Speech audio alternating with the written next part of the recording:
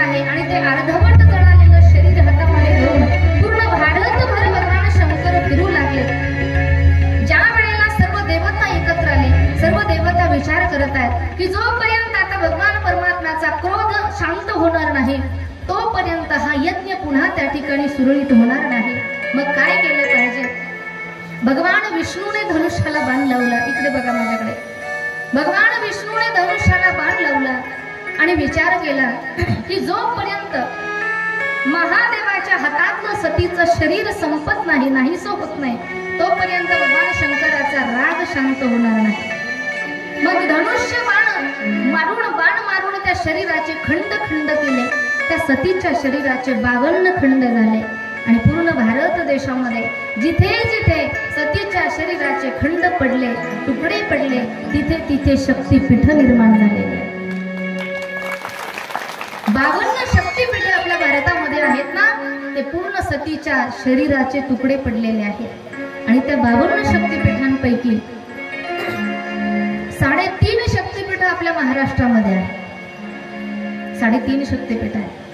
एक शक्तिपीठ आहे तुळजापूरची तुळजा भवानी, दुसरं शक्तिपीठ आहे कोल्हापूरची लक्ष्मी माता, तिसरं शक्तिपीठ आहे माहूरची रेणुका माता आणि अर्ध शक्तिपीठ आहे वणीची सप्तशृंगी। हे 3.5 शक्तिपीठ आपल्या महाराष्ट्रामध्ये आहे। आजही 3.5 शक्तिपीठाचं दर्शन करायचं म्हटलं तर आपल्याला महाराष्ट्र फिरावा लागतं। पण याही पुढे जाऊन एक सुंदर भाव सांगेल मी तुम्हाला। तिथे जेवढे पुरुष मंडळ, जेवढे तरुण माझे बांधव उपस्थित आहेत त्यांनी जरा लक्ष देऊन ऐका। 3.5 शक्तिपीठाचं दर्शन घेण्याची जर कधी तुम्हाला इच्छा झाली ना तर पूर्ण महाराष्ट्रभर फिरण्याची तुम्हाला गरजच नाही। लक्ष देऊन ऐकत असाल तर कळेल तुम्हाला। ते 3.5 शक्तिपीठ तुमच्या घरात उपस्थित आहे। कुठे आहे? घरामध्ये। एक शक्तिपीठ आहे जिने तुम्हाला जन्म दिला, ती तुमची आई, तुमच्यासाठी ती शक्तिपीठच आहे। दुसरं शक्तिपीठ आहे जिने स्वतःचं घर, स्वतःचे माय बाप, बहीण भाऊ सोडून, सगळे नाते गोते सोडून ती तुमच्या घरात येऊन तुमची सेवा करते, ती तुमची पत्नी, तीही तुमच्यासाठी शक्तिपीठच असलं पाहिजे। तिसरं शक्तिपीठ आहे तुमच्या नंतर जन्माला आली तुमची पाठची ती बहीण, ती सुद्धा तुमच्यासाठी शक्तिपीठ असली पाहिजे। आणि अर्ध शक्तिपीठ आहे तुमच्या घरी जिने जन्म घेतलाय ती तुमची मुलगी। ज्याला घरातली ही 3.5 शक्तिपीठ समजली ना त्याला महाराष्ट्रभर फिरण्याची गरजच नाही। घरातल्या देवींचं दर्शन झालं पाहिजे। कारण मी नेहमी सांगत असते, देव पाहायचा असेल तर देवळात जायची गरजच नाही। माणसाला माणसात देव दिसला पाहिजे। जीवन फार सोपं आहे, फार सुंदर आहे। घरामध्ये सासूला सुनेत भगवंत दिसला पाहिजे, सुनेला सासूमध्ये दिसला पाहिजे। नाही दिसू दे तुम्हाला मंदिरातला पांडुरंग, मंदिरातला रामप्रभू नाही दिसला तुम्हाला हरकत नाही, पण घरातल्या माणसांमध्ये तरी आपल्याला देव दिसला पाहिजे। स्वामी विवेकानंदांची फार वाक्य आहेत, फार सुंदर वाक्य आहेत। स्वामी विवेकानंद सांगतात कि एक पत्थर एक बार मंदिर जाता है तो भगवान बन जाता है। एक पत्थर एक बार मंदिर जाता है तो भगवान बन जाता है। आदमी इंसान हर रोज मंदिर जाता है लेकिन पत्थर का पत्थर ही रहता है। इकडे तिकडे शोध शिकारे, इकडे तिकडे शोध शिकारे, फिरसी लेण्यापरी बसे तो देव तुझ्या अंतरी, बसे तो देव तुझ्या अंतरी।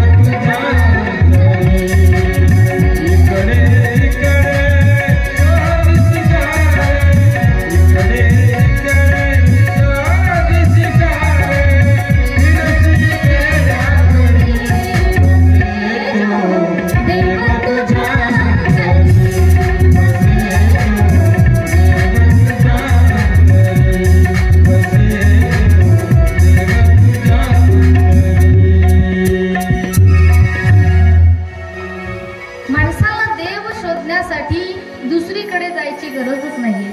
माणसाला माणसात देव दिसला पाहिजे.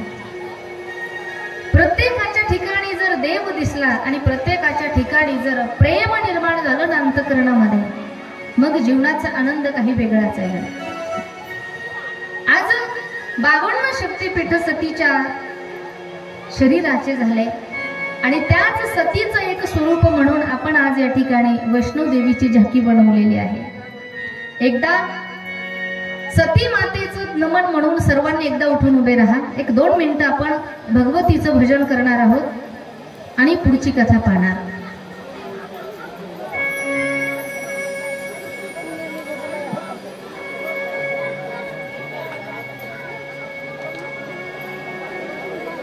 कोणाला टिपऱ्या घेऊन यायच्या असल्या तर घरून टिपऱ्या घेऊन या भजन होईपर्यंत. कृष्ण जन्म झाल्यानंतर आपण टिपऱ्या खेळणार आहोत.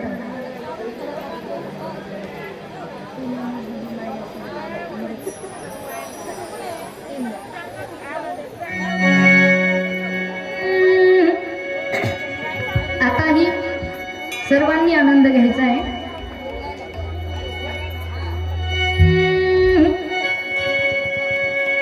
तूने मुझे बुलाया, तूने मुझे बुलाया शेरवाली, मैं आया शेरवाली. तूने मुझे बुलाया शेरवाली, मैं आया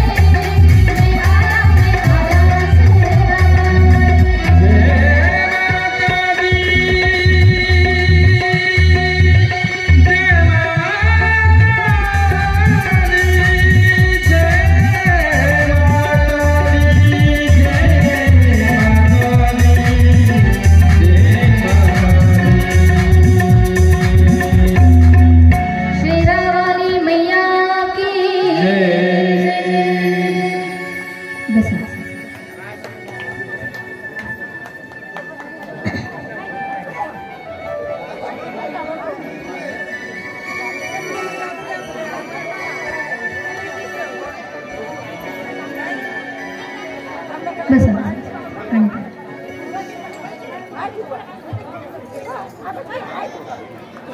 बसा बसा खाली बसा बाकीच्या पाणी द्या त्यांना बसा खाली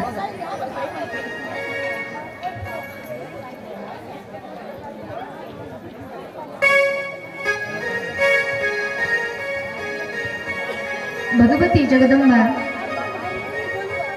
सतीच्या शरीराचे 52 तुकडे झाले 52 शक्तीपीठ त्या ठिकाणी निर्माण झाले आता दक्षाचा यज्ञ त्या ठिकाणी बंद पडलेला होता सर्व देवता भगवान शंकराची विनंती करत आहेत बस बस ठीक आहे तुम्ही इकडे लक्ष द्या बोलू नका कोणी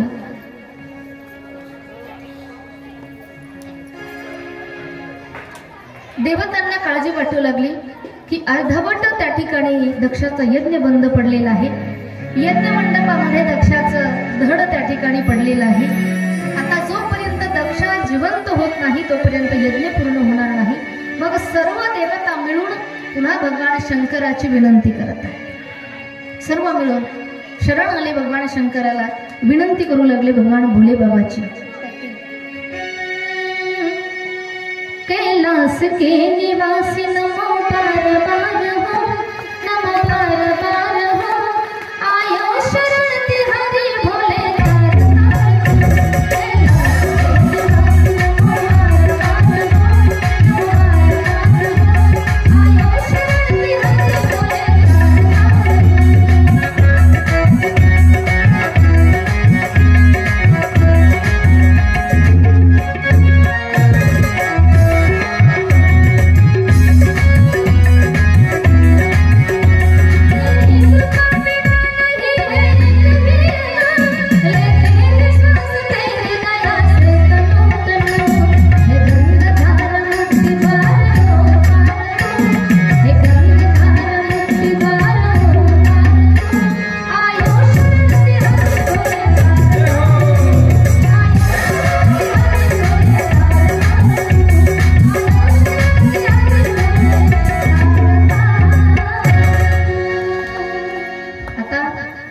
भजनही छान आहे पण आपल्याला कथा सुरुवात करायला वेळ झालेला आहे म्हणून आपल्याला कथा भाग पुढचा पाहायचा आहे भगवान शंकराचा क्रोध शांत झाला आणि भगवान शंकराने शिवगणांना सांगितलं की अरण्यामध्ये जा जो कोणी जनावर जो कोणी प्राणी भेटल त्याचं मस्तक कापून आणा आणि दक्षाच्या धडावरती बसवा बकऱ्याचं मस्तक त्या ठिकाणी कापून आणलं आणि दक्षाच्या धडावरती बसवलं आता दक्षाच्या धडावर बकऱ्याचंच मुंडकं का बसवलं याच्याही पाठीमागे फार सुंदर त्या ठिकाणी कथाभाग आहे दक्ष पुन्हा जिवंत झाला तो यज्ञ पुन्हा त्या ठिकाणी संपन्न झाला ती सती माता पुन्हा पार्वती रूपाने त्या ठिकाणी जन्माला आली हिमालयाच्या घरी पुन्हा भगवान शंकरासोबत तिचा विवाह झाला सुंदर असं सती चरित्र या ठिकाणी वर्णन आलेलं आहे आणि पुढे जो उत्तानपाद होता त्याला 2 पत्न्या आहेत एक आहे सुरुची आणि एक आहे सुनीती सुनीतीचा बाळ आहे ध्रुव आणि सुरुचीचा बाळ आहे उत्तम ध्रुव बाळाची ही सुंदर कथा या ठिकाणी आलेली आहे एक दिवसाचा प्रसंग उत्तम आपल्या बापाच्या मांडीवरती खेळत असताना ध्रुवाने पाहिलं आणि ध्रुवाला इच्छा झाली की आपणही त्या ठिकाणी बापाच्या मांडीवर जाऊन बसावं ध्रुव जाऊन बापाच्या मांडीवर बसणार तेवढ्यात त्या ठिकाणी ती उत्तमाची जी आई होती सुरुची तिने ध्रुवाच्या हाताला धरलं आणि महालाच्या बाहेर काढलं ध्रुव बाळ रडत रडत आपल्या आईकडे आला आणि आईकडे आल्यानंतर सांगू लागला आईला की आई उत्तमच्या आईने मला बापाच्या मांडीवर बसू दिलं नाही सुनीतीने सुंदर उपदेश केला आपल्या बाळाला की बाळा अरे या हाडा मासाच्या मांडीवर बसण्यासाठी का तू रडतोयस का एवढा अट्टहास करतोयस जा अरण्यामध्ये त्या भगवान परमात्म्याचं भजन कर आणि त्या भगवंताला प्राप्त करून घे आणि त्याच्याकडून एखादं असं ठिकाण तुझ्यासाठी मागून घे की जिथून तुला कोणी खाली उतर म्हणणार नाही आईनेही उपदेश मुलांना काय केलं पाहिजे ही भागवत शिकवते आपल्याला सुंदर असा आईने उपदेश केला की भगवंताची प्राप्ती करून घे छोटासा बाळ तो ध्रुव अरण्यामध्ये गेला भगवंताचं भजन करू लागला अनेक वर्ष भगवंताचं भजन केलं काही दिवस एक वेळेला जेवून भजन केलं तरी भगवान परमात्मा भेटत नाहीये मग पाणी पिऊन भजन केलं काही वर्ष झाडाचा पाला खाऊन भजन केलं तरी देव भेटत नाही. आता त्या ध्रुवाने श्वास घ्यायचाच बंद केला. ठरवलं की आता जोपर्यंत भगवान परमात्मा दर्शन देत नाही तोपर्यंत श्वासच घेणार नाही. जेव्हा ध्रुवाने श्वास घ्यायचा बंद केला तेव्हा पूर्ण सृष्टीचा श्वास बंद पडू लागला. भगवान परमात्म्याच्या लक्षात आलं की आता ध्रुवाला दर्शन देण्यासाठी जावं लागेल, कारण देव भेटतो पण सहजासहजी भेटत नाही. तोही परीक्षा घेत असतो आणि त्या परीक्षेमध्ये जेव्हा आपण पास होतो ना तेव्हा तो आपल्याला भेट देत असतो. अंतःकरणातून जेव्हा त्याचा धावा आपण करतो ना त्यावेळेला त्याला दर्शन देण्यासाठी यावंच लागतं. पण तेवढी आर्तता आपल्या धाव्यामध्ये, आपल्या अळवणीमध्ये असली पाहिजे. सुंदर असं वर्णन आहे. दिल में तू शाम नाम की जरा ज्योति जला के देख, आएगा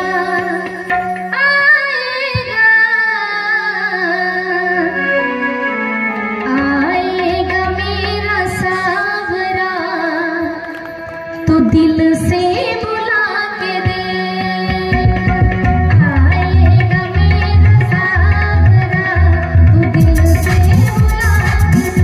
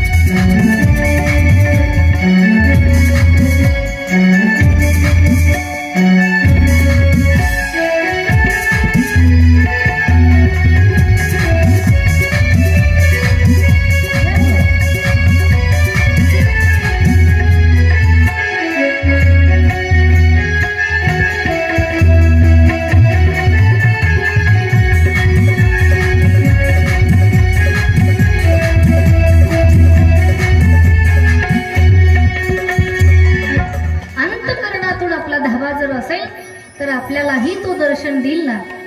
पण आपल्या भजनामध्ये तेवढा हा भाव नसतो. आपण माळ जपायला जरी बसलो ना, आमच्या गावामध्ये एक जण माळ जपायला बसला, जप करायला. आता नाव नाही सांगत त्यांचं, बरंच देणं घेणं आहे आपलं इकडं तिकडं नाही का लांबलेलं. माळ जपायला बसला, जप करायला बसला आणि बायकोला चहा द्यायला उशीर झाला. त्याने बायकोच उपली त्याने माळीनं. म्हणलं माळ जपायला असती का ओपायला असती? 8 महिने कोमात होती बिचारी. असं जर भजन असेल आपलं तर आपल्याला देव भेटेल का? ध्रुवाला दर्शन दिलं भगवंताने. दर्शन दिल्यानंतर आशीर्वाद दिला की ध्रुवा तू 36,000 वर्ष राज्य करायला बघशील आणि नंतर तुला माझं आढळ पद त्या ठिकाणी प्राप्त होईल. ध्रुव बाळाला आढळ पद दिलं. पुढेही सुंदर असा कथाभाग आहे. त्याच ध्रुवाच्या वंशामध्ये पुढे अंग नावाचा राजा आहे. अंग राजाचा पुत्र आहे वेण आणि तो वेण त्या ठिकाणी दुष्ट प्रवृत्तीचा होता. देवादिकांना त्या ठिकाणी त्रास देत होता. भगवान परमात्म्याची विनंती केली सर्व देवतांनी. भगवंताने सांगितलं त्याच्या शरीराचं मंथन करा. जेव्हा वेणाच्या शरीराचं मंथन केलं त्या वेणाच्या शरीरातून भगवान पृथु भगवंताचा अवतार झाला. बोलिये पृथु भगवान की जय. पृथु भगवंताने अवतार घेतला आणि पृथ्वीचं दोहन केलं आणि सुंदर अशी ही पृथ्वी पुन्हा त्या ठिकाणी पीक उगवण्यासारखी पृथ्वी बनवली. असं वेनाच्याही वंशाचं या ठिकाणी वर्णन आहे. पुढे त्याच ध्रुवाच्या वंशामध्ये प्रचेतागण नावाचा राजा आहे. त्याचा पुत्र नाभी राजा, त्याची पत्नी आहे मेरू देवी आणि मेरू देवीच्या घरी भगवान वृषभ भगवंताचा अवतार झाला. बोलिये वृषभ भगवान. वृषभ भगवंताचा अवतार झाला. जयंती मातेसोबत त्यांचा विवाह झाला. त्यांना 100 मुलं झाली. त्यात 9 योगेश्वर आहेत. कवी, हरी, अंतरिक्ष, प्रबुद्ध, पिपालायन, अविरहोत्र, द्रुमल, चमल, करभाजन आणि बाकी सर्वात मोठा जो मुलगा होता वृषभ भगवंताचा, त्याचं नाव आहे भरत. वृषभ भगवंताने अनेक हजार वर्ष राज्यकारभार पाहिला आणि आता भरत मोठा झाला आहे. ही गोष्ट लक्षात आल्यानंतर ऋषभ भगवंतांनी भरताला त्या ठिकाणी राज्यगादी द्यायची ठरवली. आता राज्यकारभार जो काही व्यवहार आहे तो आता मुलांच्या स्वाधीन करून दिला पाहिजे. कारण शास्त्र ही सांगतं की कोणत्या वयामध्ये काय करावं. इकडे बघा माझ्याकडे. शास्त्र सांगतं की जे 100 वर्षाचं आपलं आयुष्य आहे ना, की त्यात मध्ये 4 टप्पे पाडलेले 25-25चे.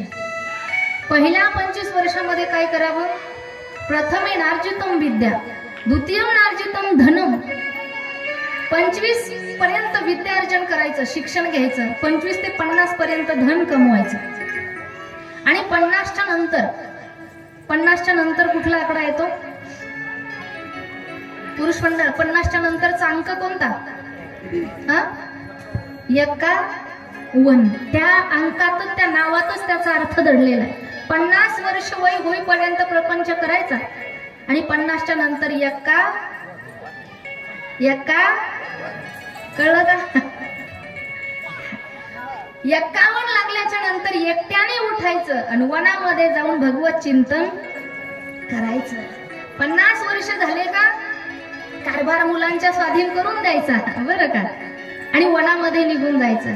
बालवयी खेळी रमलो तारुणे नाचले, बालवयी खेळी रमलो तारुणे नाचले, वृद्धपणी देवाता, वृद्धपणी देवाता, दिशे पैलती पैलती चंद्रभाव पांडुरंगा, चंद्रभाव पांडुरंगा, मन करा मन करा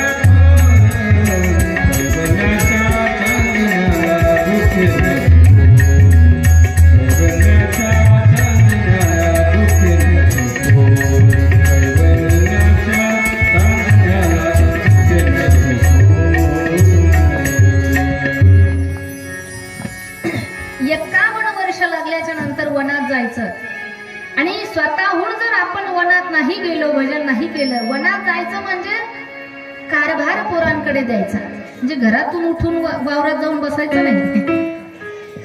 कारभार पोरांच्या हाती देऊन टाकायचा.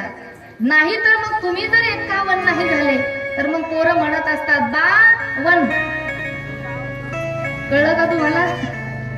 मग पोरं 52 करत असतात. बाबाला उचलतात म्हाताऱ्याला कोठ्यात नेऊन. असंच आहे ना. वृषभ भगवंताच्या लक्षात आलं की आता राज्यकारभार भरताच्या स्वाधीन करून दिला पाहिजे आणि आपण आता भगवत चिंतन करण्यासाठी वनात निघून गेलं पाहिजे. मग भरताला त्या ठिकाणी राज्यकारभार सोपवला आणि वृषभ भगवान वनामध्ये निघून गेले. कालांतराने जेव्हा भरत महाराज मोठे झाले, विवाह झाला, राज्यकारभार पाहतायत, जेव्हा भरताचेही मुलं मोठे झाले, भरताचेही मुलं मोठे झाल्याच्या नंतर भरत महाराजांच्याही लक्षात आलं की आपल्या बाबांनी काय केलं की आपण मोठं झाल्यानंतर कारभार आपल्याकडे दिला आणि ते वनात निघून गेले. मग आपणही आता असंच केलं पाहिजे. मग भरत महाराजांनी ही राज्यकारभार आपल्या मुलांच्या स्वाधीन केला आणि भरत महाराजही वनामध्ये निघून गेले. तुम्ही इकडे बघा, माझ्याकडे बघा. पुढे जीव तोडून कथा सांगते मी तुम्हाला. कोरडं पडतो माझा घसा बोलू बोलू. तुम्ही म्हणता का मग बोलती? मग नाही. तुमचं लक्ष असलं पाहिजे इकडे. मी तुमच्यासाठी तुम्हाला कथा सांगते ना, का मंडपाला सांगते का? नाही ना, तुम्हाला सांगते. तुम्ही माझ्याकडेच पाहिलं पाहिजे ना.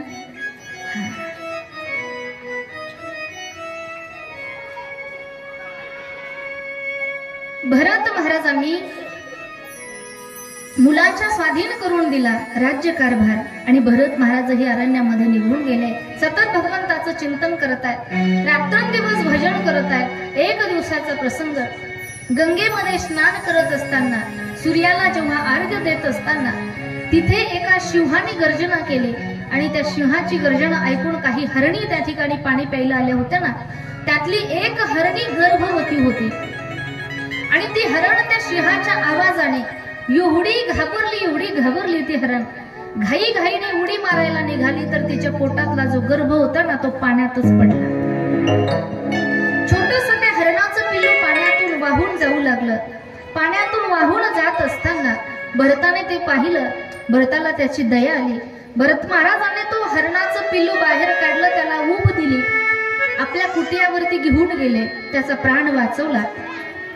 पण आता त्या हरणाच्या पिल्लाचे प्राण वाचवल्यानंतर त्याला कुठल्या तरी एखाद्या हरणाच्या कळपामध्ये जाऊन सोडून द्यायला पाहिजे. तिथपर्यंत संतांचं काम असतं. पण भरत महाराजांनी तसं न करता त्या हरणाच्या पिल्लाला आपल्या कुट्यामध्येच ठेवून घेतलं. तिथेच आता त्या हरणाचं पिल्लू लहानाचं मोठं होऊ लागलं. आता भरत महाराजांचा जो भजनामध्ये जाणारा वेळ होता तो वेळ आता कमी होऊ लागला आणि हरणामध्ये जाऊ लागला. जे भगवंताच्या भजनावर प्रेम होतं ते प्रेम आता कमी होऊ लागलं आणि हरणावर प्रेम वाढू लागलं. पण एक दिवसाचा प्रसंग, ते हरण आता मोठं झालं आणि मोठं झाल्यानंतर उड्या मारत मारत वनामध्ये कुठेतरी निघून गेलं. भरत महाराजांनी पाहिलं की कुठेही माझं हरण दिसत नाहीये. मग हरण कुठे असेल, हरण कुठे असेल, हरण हरण हरण म्हणत म्हणत त्यांच्या हृदयामध्ये एवढी व्याकुळता निर्माण झाली त्या हरणाच्या काळजीपोटी. आणि दुर्दैव असं की त्याच वेळी भरत महाराजाचा अंतकाळ जवळ आला, प्राण जाण्याची वेळ आली आणि त्यावेळी प्राण जाताना हरणाचं चिंतन केलं आणि प्राण सोडला. म्हणून दुसरा जन्म हरणाचा घ्यावा लागला. जड भरत राजा हरणी गर्भा गेला, घाला तो घातला वासनेला. मरताना वासना हरणामध्ये गुंतल्यामुळे पुढचा जन्म हरणाचा घ्यावा लागला. पण त्या हरणाच्याही जन्मामध्ये मागच्या जन्माची आठवण होती. थोड्याच दिवसामध्ये तो हरणाचा जन्म त्यांनी संपवला. तिसरा जेव्हा जन्म झाला भरताचा, तोही माणसाचाच जन्म मिळाला, ब्राह्मण कुळामध्ये जन्म झाला. पण आता ठरवलं भरत महाराजांनी की मागच्या अवतारामध्ये, मागच्या जन्मामध्ये हरणामध्ये वासना गुंतल्यामुळे हरण व्हावं लागलं. मग आता सांसारिक वस्तूमध्ये वासना गुंतूच द्यायची नाही म्हणे. आता सतत भजन करायचं. मग रात्रंदिवस भजन करू लागले. कोणी बस म्हणलं तर बसायचे, उठ म्हणलं तर उठायचे, खाय म्हणलं तर खायचे. काही काम करत नव्हते, धंदा करत नव्हते, नुसतं भजन. आता जोपर्यंत आई वडील होते तोपर्यंत ठीक होतं. नंतर भाऊ भाऊजांच्या काळामध्ये त्या भाऊजाला लागला ना बोलायला, बडबड करायला, हे काहीच काम करत नाही म्हणे, काडीचं काम करत नाही, नुसता खायला, खाण्यापुरतं तरी काम केलं पाहिजे. मग त्या भरताच्या भावाला सांगितलं म्हणे याला शेतात राखण करण्यासाठी पाठवा. मग ज्वारीचे कणस भरलेले होते. हिवाळ्याचे दिवस होते, जसे आता प्रेड आहे ना ज्वारीचा, नाही का, ज्वारीचे कणस भरलेत ना, हुरडा झालाय ना, हा झालाय. उद्या गिद्या बघून येऊ मग शेतात झालाय कसं. ज्वारीचे कणस दाण्याने गच्च भरले होते आणि त्या कणसावर पाखरं येऊन बसू नये, पाखराने ते दाणे खाऊ नये म्हणून भरताला राखण करण्यासाठी पाठवलं. आता नाही का ज्वारीचं राखण करायचं असल्यानंतर तो माळा बनवला जातो, त्या गोपणीच्या साह्याने ते पाखरं आणल्या जातात. पहिलं होतं ना, तुम्ही म्हणता तुला कसं माहित, मी पण शेतकरीचे, फक्त आता शेती करत नाही, आता ज्वारीचे खळे करत नाही, कारण आता त्या खळ्यापेक्षा हे खळे बरे चालले.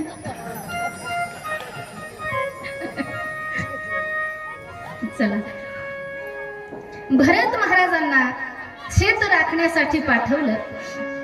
पण तिथे गेल्याच्या नंतरही भरत महाराजांनी ते पाखरं उडून लावायचे ना, तर भरत महाराजांनी पाहिलं की ते पाखरं त्या कणसावर येऊन दाणे खातायत. भरत महाराजांनी विचार केला की हे पाखरांनो, तुम्ही कोरडं जेवण करताय म्हणे, तुमच्यासाठी पाण्याची व्यवस्था करून देतो.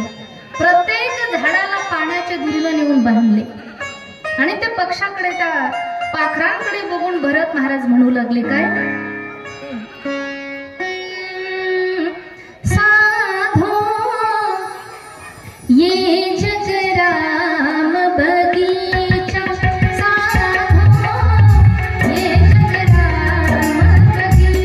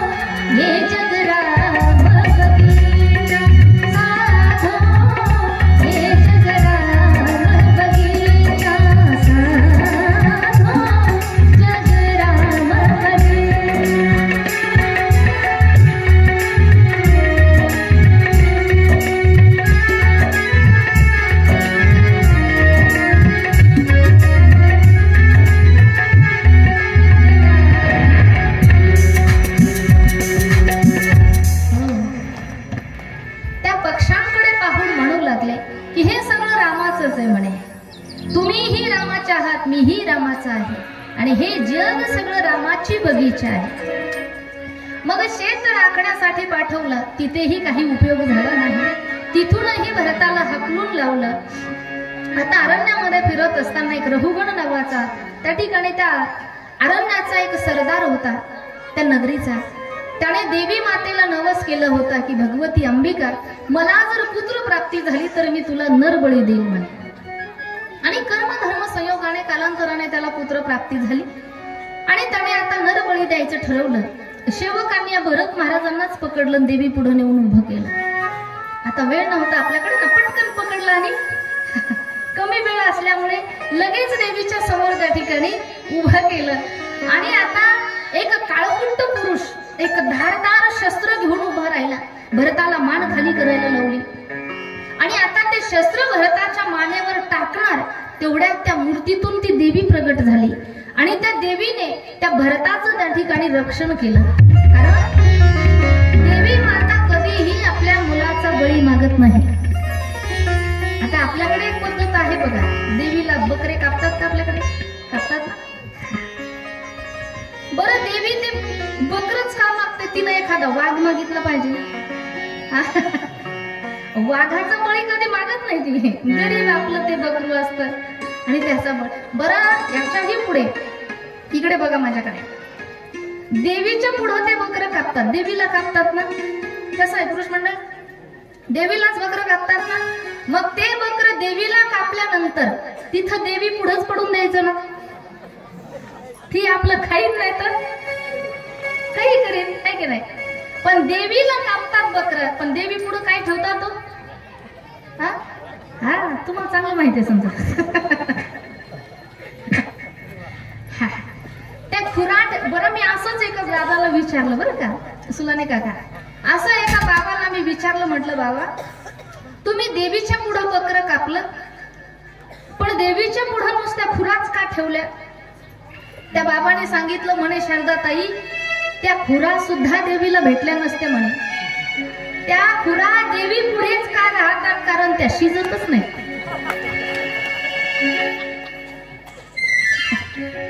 ते म्हणे कधी जर त्या सुद्धा जर शिजल्या असत्या ना तर देवीला त्या सुद्धा भेटल्या। देवी कधी बळी मागत नसते। देवीने भरत महाराजांचं रक्षण केलं। पुढे वनामध्ये फिरत असताना रघुगण राजाची भेट झाली। रघुगणालाही अनेक प्रकारचा उपदेश भरत महाराज त्या ठिकाणी करत आहेत। रघुगणाला उपदेश करत असताना खगोल भूगोलाचंही वर्णन या भागवतामध्ये आलेलं आहे। 28 नरकाचं वर्णन पुढे त्या ठिकाणी सांगत असताना सूतजी महाराज सांगतायत सौनकादिकांना आणि सुकाचार्य महाराज सांगतात परीक्षिती राजांना, 28 नरकाचं जसे जसे कर्म केले तशा तशा नरकाची प्राप्ती होत असते। मग चांगले कर्म केले तर स्वर्गाची प्राप्ती आहे आणि वाईट कर्म केले तर नरकाची प्राप्ती आहे। मग पूर्ण भगवंताचं वर्णन ऐकत असताना राजा परीक्षितीच्या अंगाला घाम आला, लटलट कापू लागलं परीक्षिती. शुकाचार्यांनी पाहिलं, म्हणे राजा का घाबरतोयस तू? परीक्षितीने सांगितलं, म्हणे बाबा माझ्याकडून सुद्धा पाप झाले, साधूचा अपमान झाला. कालच्या भागामध्ये पाहिलंय आपण, साधूचा अपमान हे घोर पाप आहे आणि ते पाप माझ्याकडून झालं असल्यामुळे मलाही असंच एखाद्या नरकामध्ये जावं लागेल का? शुकाचार्य महाराज सांगतात, राजा घाबरू नको. जरी तुझ्याकडून पाप झालं असेल ना, तरी त्या पापापासूनही मुक्त होण्याचं एक साधन आहे. नरकापासूनही माणसाची सुटका होऊ शकते. कशामुळे? भगवंताच्या नामस्मरणाने. चळतील पापे जन्मांतरीचे.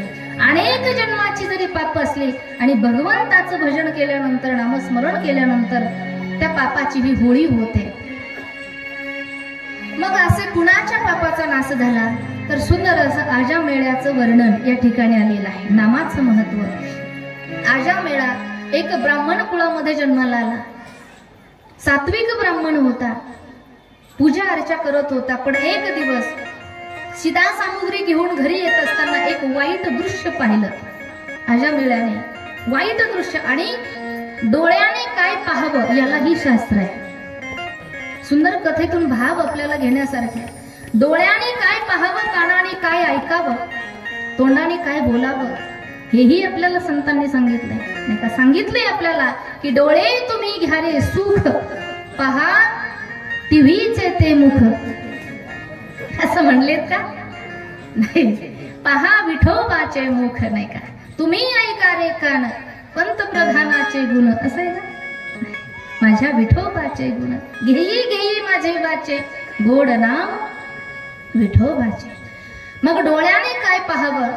तर डोळ्याने जर वाईट दृश्य पाहिलं तर बुद्धीत तसे विकार निर्माण होत असतात. आजामेळा सात्विक ब्राह्मण होता, पण घरी येत असताना वाईट दृश्य पाहिलं. एक माणूस त्या ठिकाणी, एक नास्तिक माणूस वेश्येच्या घरी जाताना पाहिला आणि बुद्धीत तसे विकार निर्माण झाले. ती वेश्या स्त्री घरी घेऊन आला. हा वाईट दृश्य पाहण्याचा परिणाम आहे. चांगली पतिव्रता पत्नी होती, ती घरातून काढून दिली आणि वेश्या स्त्री घरी घेऊन आला आणि त्या वेश्येबरोबर त्या ठिकाणी प्रपंच करू लागला आणि तिच्या गरजा भागवण्यासाठी आता मोठमोठे दरोडे टाकू लागला, चोऱ्या करू लागला, वाटमारी करू लागला. आणि ज्या वेळेला त्या आजामेळ्याच्या गावामध्ये काही साधू महात्मा आले सत्संगासाठी आणि त्या साधू महात्म्यांनी कुचरवट्यावर बसलेल्या काही लोकांना विचारलं की म्हणे इथे एखाद्या माळकऱ्याचं घर असेल तर सांगा. त्या लोकांनी आजामेळ्याचं घर सांगितलं. आता आजामेळा माळकरी होता का? नाही. पण ते कुचरवट्यावरचे बसलेले जी लोक असतात ना, आपल्या गावात आहे का? हा, आता काही नाही म्हणताय, काही हाय म्हणताय. कुचरवाटा नाही असं गावच नाही सापडलं. आणि त्याला कुचरवाटा का म्हणतात माहिती? तिथं बसलेले जे लोक असतात ना, तिथं बसून काकडा करत नाही, हरिपाठ करत नाही, कधी शास्त्राची चर्चा नाही. तिथं बसून फक्त कुचर गप्पा. हा, याचं असं झालं, त्याचं तसं झालं, याची बायको अशी, त्याची सून तशी, त्याचं बोरगत असं. ह्याच गप्पा तिथं असतात. कुणालाच कधी चांगलं म्हणणार नाही तिथं बसलेले लोक. मंडपात बसलेले लोक चांगले बरं का, तुम्ही खूप सज्जन. तुमच्यातले नाही कोणी तिकडे, पण तिकडचे जे लोक असतात ना, कोणी जर फटफटी घेऊन चाललं मोटरसायकल, एकाने जर दुसऱ्याला सांगितलं सकाराम पाटलांनी मोटरसायकल घेतली, हे दुसरं म्हणत असतं हप्त्यावर घेतली असं. म्हणजे कोणाचं चांगलं कधी म्हणणार नाही. 3 ताळी बंगला बांधला. आम्ही आता शेतात गेलो होतो जेवायला, आता नाव नाही माहिती मला. हा, उत्तम रावजीने फार सुंदर शेतात बंगला बांधला, फार सुंदर आमचं कुटुंब आहे असं जर कोणी म्हटलं तेव्हा फार बांधलाय मोठा, पण लय मोठं कर्ज काढलं असं. म्हणजे कुणाचं काही चांगलं म्हणत नाही तिथं लोक. आणि ते कुचरवट्यावर बसलेले लोक, या साधू महात्म्यांनी त्यांना विचारलं. त्यांनी आजामेळ्याचं घर दाखवून दिलं. आता हे संत महात्मे आजामेळ्याच्या घरी गेले. गेल्यानंतर त्या पत्नीनं त्याच्या, ती वेश्या स्त्री, तिनं पाहिलं. म्हणे साधू बाबा तुम्ही माझ्या घरी आलात, पण हे घर कुण्या माळकऱ्याचं नाहीये, हे डाकूचं आजामेळ्याचं घर आहे. पण संतांनी सांगितलं हरकत नाही, आम्ही आता इथेच राहणार. मग ज्या वेळेला रात्र झाली, मध्यरात्रीच्या वेळी जेव्हा तो चोऱ्या करून माया करून घरी आला, पाहिलं त्याने अंगणामध्ये साधू महात्मे झोपलेले होते. बायकोला विचारलं कोण आहेत म्हणे. त्यावेळेला बायकोनं सांगितलं साधू महात्मा आहेत म्हणे, त्यांना काही म्हणू नका, त्यांना काहीच बोलू नका म्हणे. एक रात्र आराम करतील, सकाळी उठून जातील. आजामेळा गप्प बसला, कारण बाहेर जरी डाकू होता पण घरात आल्यानंतर तशी अवस्था. आजही काही बरेचसे असे मार्केटमध्ये डाकू असतात, पण घरी आल्यानंतर अशी अवस्था होत असते. एका माणसाला मार्केटमध्ये सगळे वाघ म्हणत होते, वाघ, आणि वाघासारखंच डरकळे मारत होता. आपले वाघ उठून गेले म्हणून बोलतीये.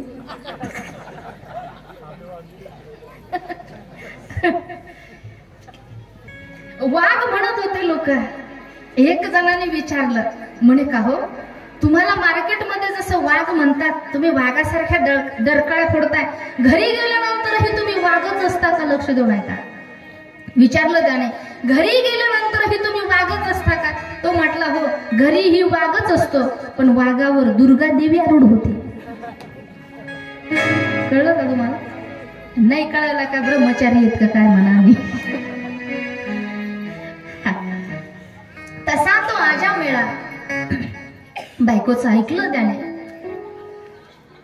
आणि सकाळी जेव्हा उठला तो झोपेतून, साधू महात्माने सांगितलं म्हणे आजामेळा, आम्ही संत आहोत, आम्ही साधू आहोत, काहीतरी आम्हाला दान दक्षिणा दे. आजामेळ्याने सांगितलं म्हणे साधू बाबा, मी कोण आहे माहितीये का? माझ्याकडून दक्षिणा दान मागताय तुम्ही? अहो, रात्रीपासून तुम्ही माझ्या दारात आहात आणि आतापर्यंत तुम्ही जिवंत आहात, हेच खूप मोठं दान दिलंय म्हणे मी तुम्हाला. मी आतापर्यंत लोकांच्या घरात जाऊन मारतोय म्हणे मी लोकांना, तुम्ही माझ्या घरी असून तुम्हाला मी मारलं नाही ना, हेच मोठं दान दिलंय. संतांच्या लक्षात आलं हा असं काही देणार नाही. संतांनी विचारलं म्हणे तुला मुलं किती आहेत? त्याने सांगितलं 9 आहेत, आणि आता 1-2 महिन्यानंतर 10वा जन्माला येणार आहे.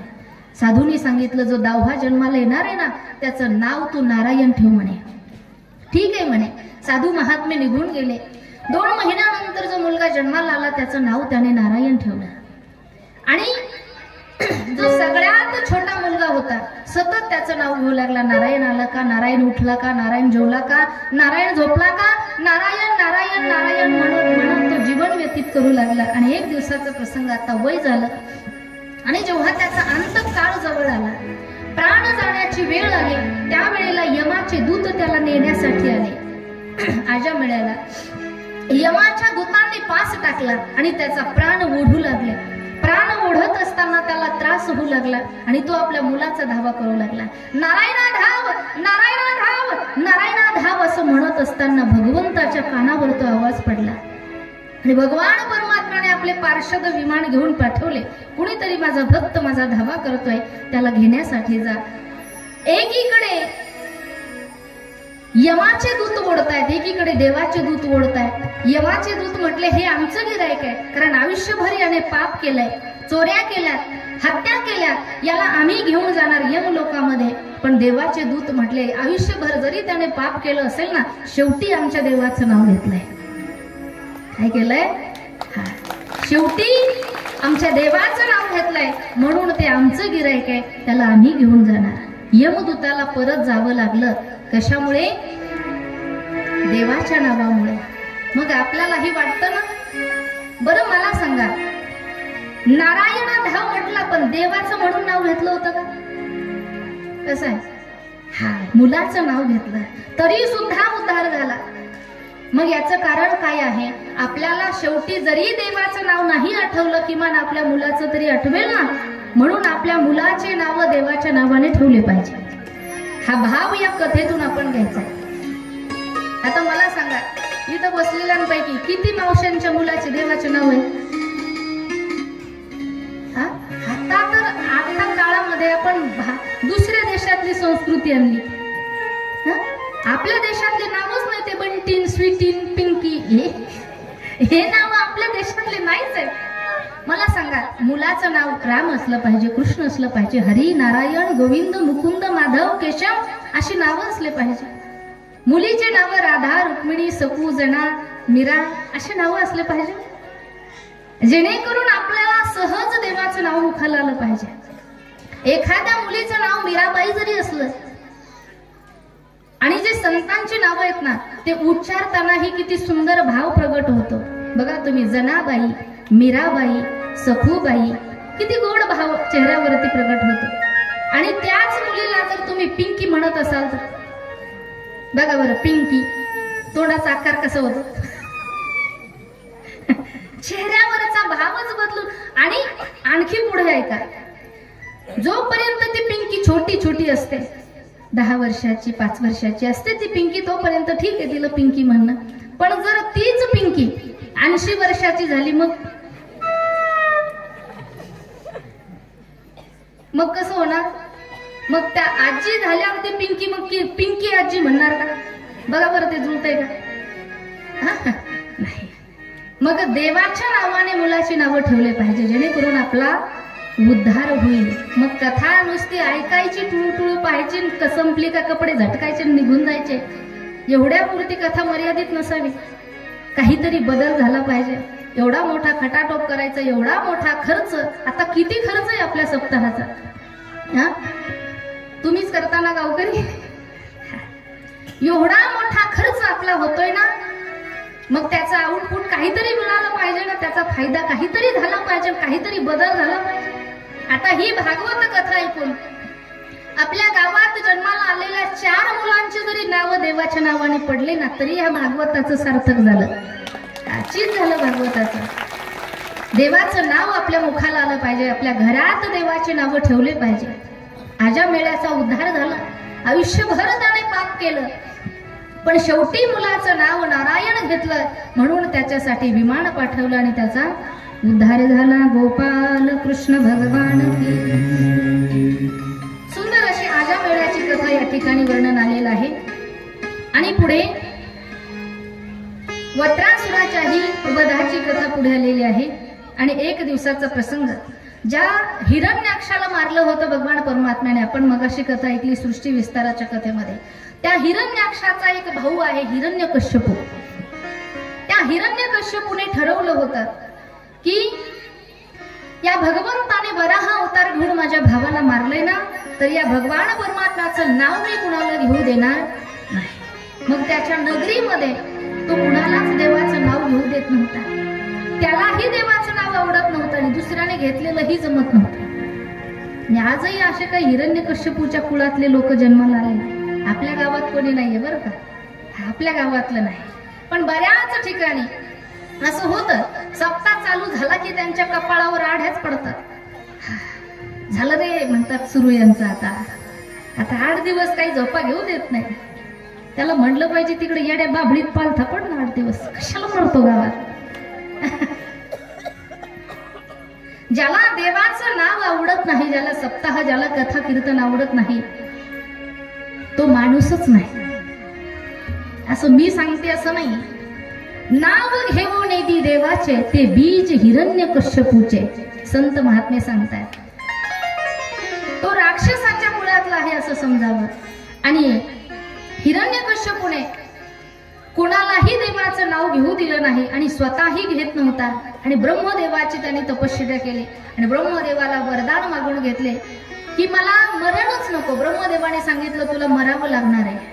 या मृत्यू लोकांमध्ये आल्यानंतर प्रत्येकाला मरावं लागतं. मग 6 वरदान मागून घेतले. मला मरण पशुकडून नको, माणसाकडून नको, खाली नको, वरती नको, दिवसा नको, रात्री नको, घरात नको, बाहेर नको, वर्षाच्या 12 महिन्यामध्ये नको. 6 वरदान मागून घेतले. ब्रह्मदेवाने 6ही वरदान देऊन टाकले आणि हिरण्यकश्यपूला वाटलं आता मी अमरच झालो, आता आणखीच वाईट वागू लागला, देवतांना त्रास देऊ लागला. देवतांनी, इंद्राने ठरवलं हिरण्यकश्यपूची पत्नी पळून न्यायची. पण हिरण्यकश्यपूची पत्नी कयाधू पळून घेऊन जात असताना नारदाने इंद्राला अडवलं.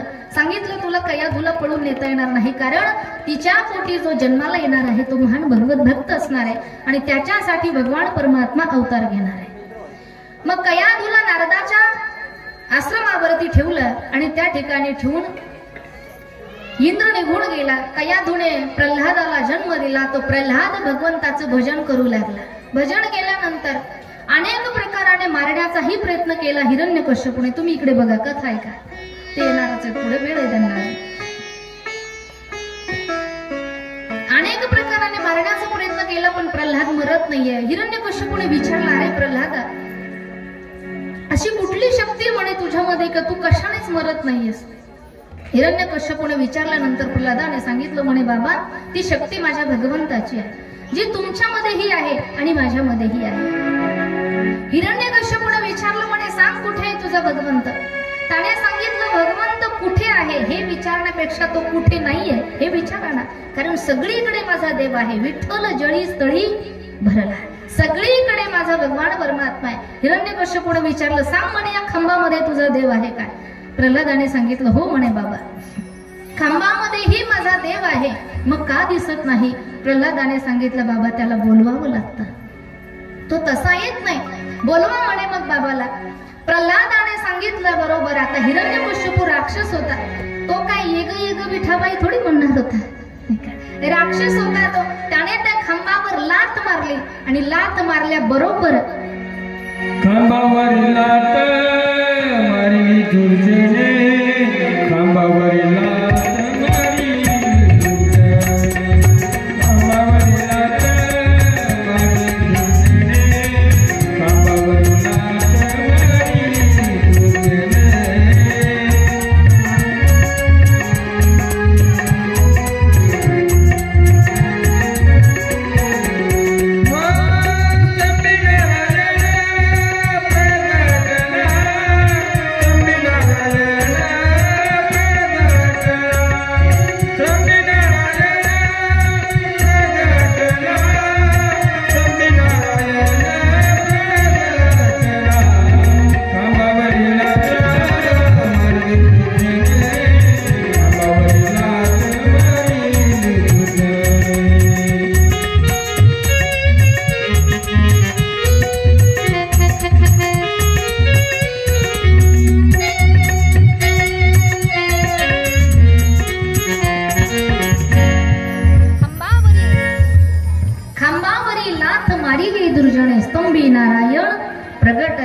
खांबातून भगवान नरसिंह भगवंताने अवतार घेतला. घुर्र घुर्र घुर्र असा आवाज त्या खांबातून निघू लागला. नरसिंह भगवंताला क्रोध आलेला होता. हिरण्यकश्यपूला पकडलेलं नरसिंह भगवंताने पकडला, पण हिरण्यकश्यपू हसू लागला आणि नरसिंहाला म्हणू लागला, म्हणे देवा, तू जरी अवतार घेतला असलास ना तरी तू मला मारू शकणार नाही, कारण का मी ब्रह्मदेवाकडून काही वर मागितलेले. नरसिंह भगवंताने सांगितलं, म्हणे काय वर मागितले होतेस तू? पहिला वर होता माणसाकडून नको आणि प्राण्याकडून नाही. बघ म्हणे मी माणूसही नाही आणि प्राणीही नाही, अर्धा माणूस आहे आणि अर्धा प्राणी आहे, नर सिंह. पहिलं वरदान फेल गेलं.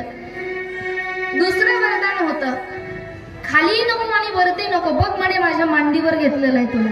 तिसरं वरदान होतं घरात नको बाहेर नको, तर उंबरठ्यावर घेऊन बसले होते. चौथं वरदान होतं रात्री नको दिवसा नको, तर सांज वेळ होती, दिवे लावण्याची वेळ. आणि रात्रीच्या वर्षाच्या 12 महिन्यामध्ये नको, तर प्रत्येक 3 वर्षानंतर जो महिना येतो अधिक मास, तो अधिक मास चालू होता. भगवंताने सांगितलं, बघ म्हणे वर्षाच्या 12 महिन्यातला कुठला महिना नाहीये, हा अधिक मास आहे. मग भगवान नरसिंह भगवंताने हिरण्यकश्यपूला आपल्या मांडीवर घेतलं आणि आपल्या नखाने तर त्याचं पोट फाडलं आणि त्या हिरण्यकश्यपूचा वध केला. बोले नरसिंह भगवान की. नरसिंह भगवंताने हिरण्यकश्यपूला मारलं. भक्त प्रल्हादाला अनेक प्रकारचे आशीर्वाद दिले आणि सुंदर असणारी ही भक्त प्रल्हादाची नरसिंह अवताराची कथा सुखाचार्य महाराज राजा परीक्षितीला या ठिकाणी सांगतात. पुढे 4 युगाचं वर्णन आहे, त्रेता, द्वापार आणि कली. त्यामध्ये मन्वंतराचंही वर्णन आहे. मन्वंतरामध्ये गजेंद्र मोक्षाची ही कथा आलेली आहे. अगदी थोडक्यात आपण गजेंद्र मोक्षाची कथा पाहून कृष्ण जन्माच्या कथेकडे जाणार. सुंदर असणारा त्रिकुट नावाचा पर्वत आहे, जो सोनं, चांदी आणि लोखंड या 3 धातूने बनलेला होता. त्या पर्वताच्या पायथ्याला ऋतुमान नावाचं सरोवर होतं. त्या सरोवरामध्ये तो गजेंद्र आपल्या कुटुंबासोबत जलक्रीडा करण्यासाठी आलेला होता. पाण्यामध्ये तो जलक्रीडा करत असताना त्याचा पाय एका मकराने त्या ठिकाणी पकडला आणि त्या मगराने जेव्हा त्याचा पाय पकडला, अनेक प्रकाराने सोडवण्याचा तो हत्ती प्रयत्न करतोय. इकडे बघा माझ्याकडे. हत्ती पाय सोडवण्याचा प्रयत्न करतोय, पण मगर पाय सोडत नाहीये. अनेक प्रकाराने सुद्धा करतोय. टाळी वाजा एकदा जोरदार.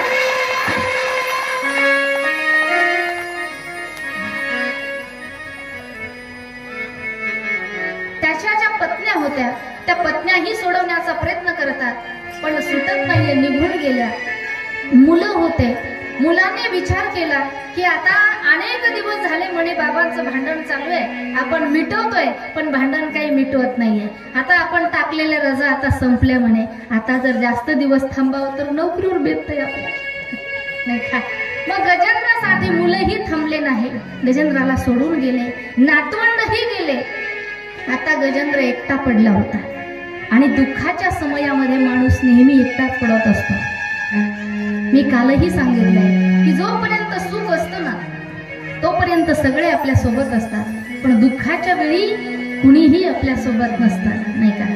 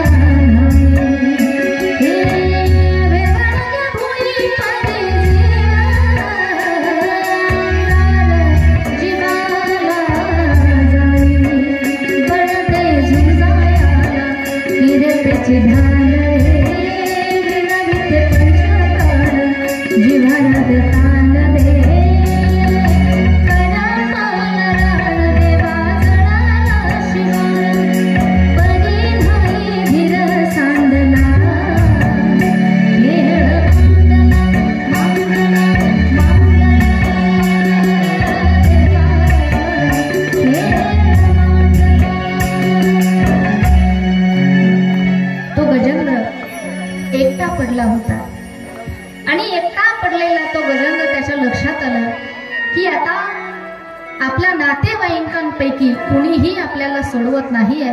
मग त्या आकाशाकडे त्याने तोंड केलं आणि देवाचं नावही माहिती नव्हतं, देवाचं नावही घेता येत नव्हतं. पण तो गजेंद्र म्हणू लागला की असेल जो कोणी ब्रह्मांड नायक आपणची हाक घेईल, जो कोणी या सृष्टीचा चालक मालक असेल त्याने माझी ही हाक ऐकावी आणि माझा या ठिकाणी सोडून करा द्यावे मला या मगराच्या तावडीतून.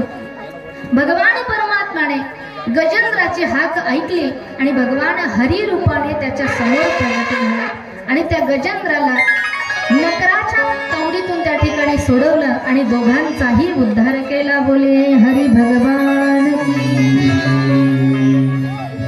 गजेंद्राची सुंदर असणारी ही खालीच ठेवा, खालीच खाली ठेवा, थोडं मागे मागे सारखं महिला मंडळ मागे सारखं थोडंसं. सुंदर असणारी गजेंद्र मोक्षाची कथा आपण या ठिकाणी पाहिली. यानंतर जी समुद्र मंथनाची कथा येते ती कालच्या भागामध्ये आपण पाहिली इथे 8वा स्कंद त्या ठिकाणी पूर्ण झाला. आता 9व्या स्कंदाला प्रारंभ होतोय.